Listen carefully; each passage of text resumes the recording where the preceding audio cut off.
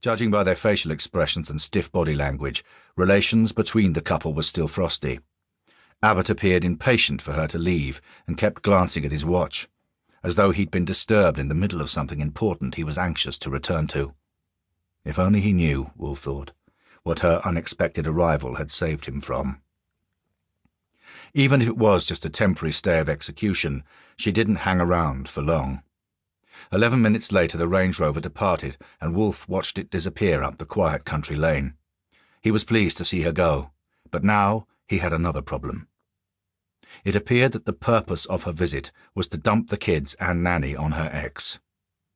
Wolf wondered whether her intention was to liberate herself for another romantic trip to Zermatt or elsewhere, or whether she wanted to have the house to herself for a tryst at home with another of her numerous beaux. Whatever the case, the unexpected turn of events screwed things up for him. While others in his profession might not have such scruples, Wolf went by certain rules, the most golden of which being that he would not kill a child for any amount of money. If he chose to press ahead now, he would be compelled to break that rule, to avoid leaving witnesses. The Nanny, too. Messy. Very messy. And so Wolf decided to hold back and wait. Improvisation wasn't a problem for a man of his training and experience. He settled back and kept watching the house. At 9:33 p.m., the hit now more than 2 hours overdue, Abbott re-emerged from his front door and started walking briskly towards his car. He changed his casual attire for a suit and tie and was carrying a leather overnight bag. It seemed like he was going somewhere, leaving the Nanny alone to take care of Emily and Paul. Wolf had been told nothing of any planned excursions. Then again, if not for Debbie's interference, the mission would have been over, and he'd have been long gone by now.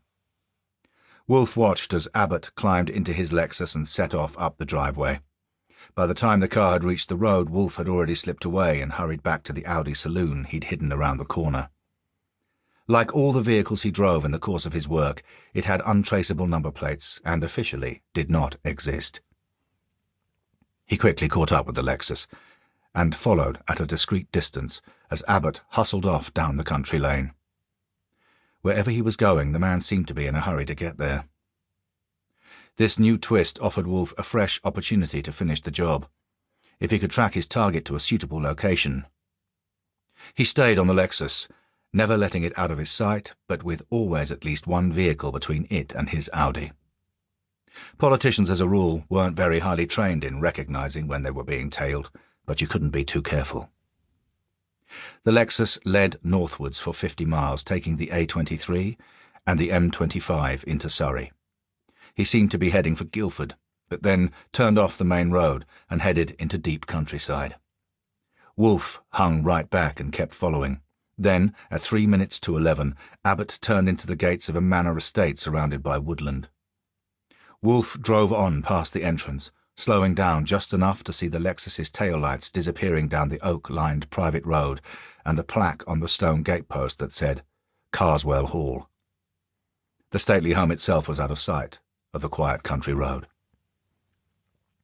A quarter of a mile further along, Wolf found a spot to hide the car and cut back on foot through the darkness, taking with him the things he needed.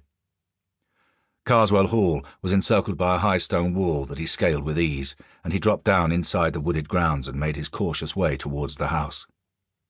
From a vantage point among the trees, he was able to observe as more cars arrived and paused at a checkpoint on the private road, where security guards examined papers before waving the visitors on towards the stately home. It looked like some kind of late evening event or gathering was underway. It was 11:22 p.m., and he should have reported to base hours ago. Wolf was all too aware that his employers back in London would be wondering what the hell was happening.